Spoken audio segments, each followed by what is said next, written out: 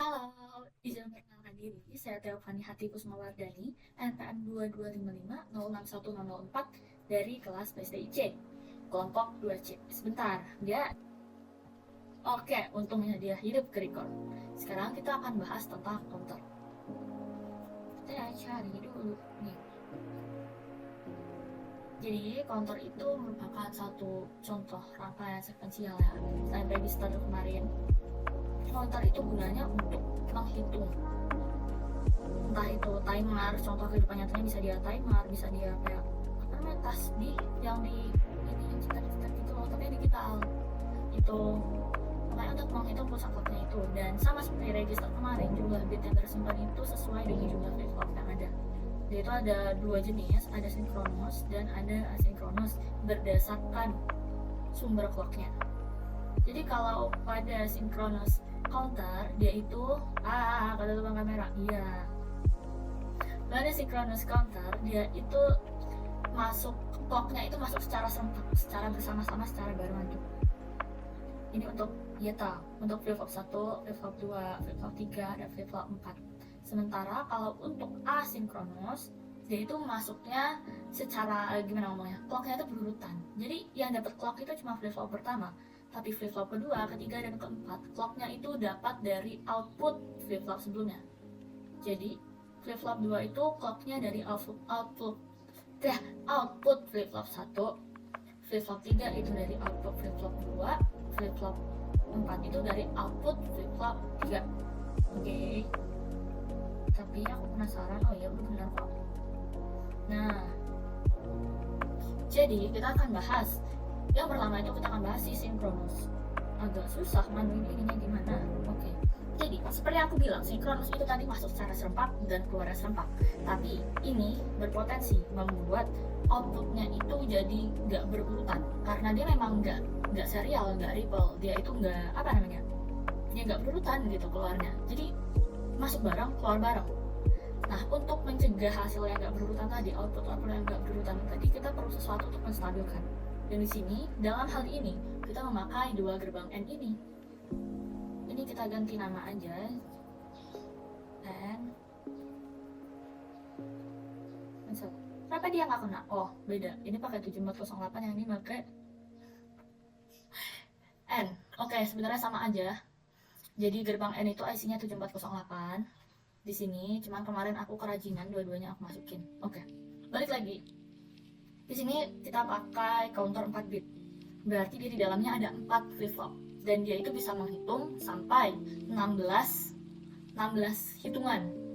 Tapi karena include 0, berarti dia menghitung dari 0 sampai 15. Dari 000 sampai 111, atau dari 111 sampai 000. Dan di counter ini, kalau berdasarkan urutan keluarannya lah ya, itu dibagi jadi dua, ada yang namanya up dan ada yang namanya down. Kalau yang down kayak gini, dia itu menghasilkan outputnya descending ya. Iya, namanya descending. Jadi dari yang tertinggi dulu, hasil hitungan tertinggi ke terendah. Jadi awalnya 111 dan dia nanti akan terus keluar sampai dia 00. Berbeda dengan sinkronus up. Async down, async up juga sih. Pokoknya yang up itu dia tuh naik gitu, kayak naik ascending dari 000 menuju 111. Ini sorry, yang output keempatnya menutupan kamera. Oke, kita akan bahas si sinkronus down.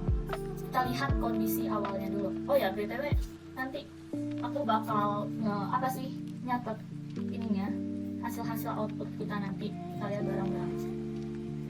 Oke. Jadi untuk pertama-tama ini kita harus lihat dulu di flip flop 1, 2, 3, 4 kita run. Nah, yang mendapat VCC di sini, VCC itu apa? VCC itu sinyal 1, dan di sini aku pakainya pakai logic state 1 aja. Sebenarnya bisa sih ambil VCC-nya, cuma aku logic state aja. Dan di sini kita memakai flip flop JK. Oke, JK dengan satu clock yang active high. Ini kenapa aku bisa tahu dia itu active high? Karena di sini gak ada bulatannya, gak ada lingkarannya. Kalau di sini ada lingkarannya, berarti dia itu active low. Active high itu artinya apa? Active high itu artinya dia akan ke-trigger ketika clocknya itu high, ketika clocknya itu 1 gitu. Sementara kalau active low itu dia akan ke-trigger kalau si clocknya itu 0, clocknya itu down. Nah, di di sini kan masih 0 nih. Kalau biru 0, kalau satu merah ya, as always. Kita lihat lagi, masukannya VCC itu cuma di flip-flop 1. Artinya flip-flop 2, 3, 4 itu masukannya kedua input JK-nya kembar 0. Tuh, semuanya masih 0. Yang mana kita tahu kalau 0 itu nanti akan hold atau dia menahan keadaan output sebelumnya. Sementara kalau dia kedua inputnya kembar, dia itu akan namanya toggle. Toggle itu akan menegasikan hasil output sebelumnya, membalikan, menginverse hasil output sebelumnya. Oke, kita akan cek. Pensil siap, mari kita tulis. Jadi ketika clocknya, bentar, ini nah sekarang udah better, tekan oke, tekan. Nggak silau tadi. Balik lagi kita nyampe mana, kita mau nyoba kan. Ketika clocknya kita trigger nih, kita jadiin 1, tuh. Clock di sini menjadi 1. Semuanya jadi 1 karena dia masuknya serempak bersamaan. Flip-flop 4, flip-flop 3, flip-flop 2, flip-flop 1 semuanya terhubung ke clock. Kita pakai manual aja biar bisa kita track lah hasilnya itu apa. Kita kalau membaca itu dari kanan nih, 1110 biasa biner gitu. Kita itu akan membaca dari output paling paling kanan, 1110. Kalau tadi pas clock ke 0 dia itu masih 0000, clock ke 1 dia itu jadi 1110. Kenapa demikian? Karena begini, ketika dia masuk nih clocknya, kita nolin dulu, kita mau lihat lagi. Nih, ketika dia masih 0, output ini adalah 01, 01, 01, 01, key dan keybarnya. Tapi ketika dia synchronous down yang kita pakai itu adalah keybar, output dari keybar yang akan keluar sebagai outputnya gitu. Oke, get it? Nah, kita ingat-ingat, ini outputnya masih 01, 01, 01 semua. Ingat ketika outputnya kembar 1, output JK-nya kembar 1, input JK yang kembar 1, maka outputnya itu akan toggle.